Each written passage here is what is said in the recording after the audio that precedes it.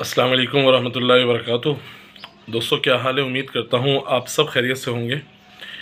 جس طرح کہ میں نے پچھلی ویڈیو میں آپ سے گفتگو کی تھی کہ مہنگائی کے حل کے حوالے سے، تو اس کے اندر میں نے آپ سے عرض کیا تھا کہ ہم وقت اللہ تعالیٰ کا شکر ادا کرتے رہیں، ہم اللہ تعالیٰ کا شکر ادا کرتے رہیں تو انشاءاللہ اللہ تعالیٰ کے شکر کی برکت سے انشاءاللہ نعمتوں میں اضافہ ہوگا، انشاءاللہ رزق میں برکت ہوگی۔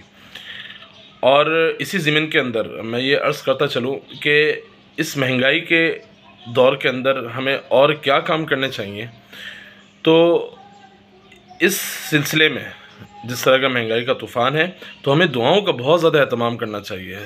ہم مسنون دعاؤں کو یاد کریں، ہم یہ دیکھیں جناب نبی کریم صلی اللہ تعالیٰ علیہ وسلم سے کون کون سی دعائیں منقول ہیں، ان دعاؤں کو ہم یاد کریں۔ سنتوں کا ایک نور ہوتا ہے، اور یہ جو مسنون دعائیں ہوتی ہیں، جو نبی پاک صلی اللہ تعالیٰ علیہ وسلم سے جو دعائیں ثابت ہیں، ان دعاؤں کی مقبولیت بھی حد درجہ ہے اللہ تعالیٰ کی بارگاہ میں۔ تو ہم ان دعاؤں کا اہتمام کریں اور اللہ تعالیٰ سے گر گڑا کے مانگیں، اللہ سے خوب مانگیں کہ اللہ اس طوفان کے اندر ہماری حفاظت فرما، ہمارے رزق میں برکت عطا فرما، ہمارے گھر کے اناجوں میں اللہ برکت عطا فرمائے۔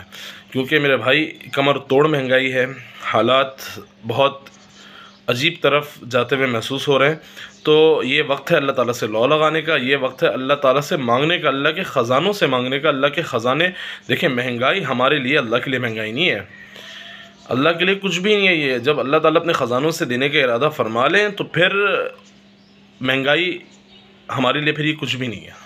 جب اللہ کے خزانے ہمارے اوپر کھل جائیں گے، جب اللہ کے خزانوں سے ہم لینے والے بن جائیں گے، تو پھر انشاءاللہ تعالیٰ ہمیں یہ مہنگائی انشاءاللہ محسوس نہیں ہوگی۔ تو دعاؤں کا بہت زیادہ اہتمام کیجیے، مسنون دعاؤں کا بہت زیادہ اہتمام کیجیے، ان کو یاد کرنے کی کوشش کیجیے، اپنی دعاؤں میں ان کو مانگنے کا اہتمام کیجیے، اور اپنی جو آپ کی زبان ہے اس زبان کے اندر اللہ سے لو لگائیے، اللہ سے گفتگو کیجیے، اللہ سے اپنے درد کا اظہار کیجیے، اللہ سے مانگیے، جتنا مانگ سکتے ہیں مانگیے۔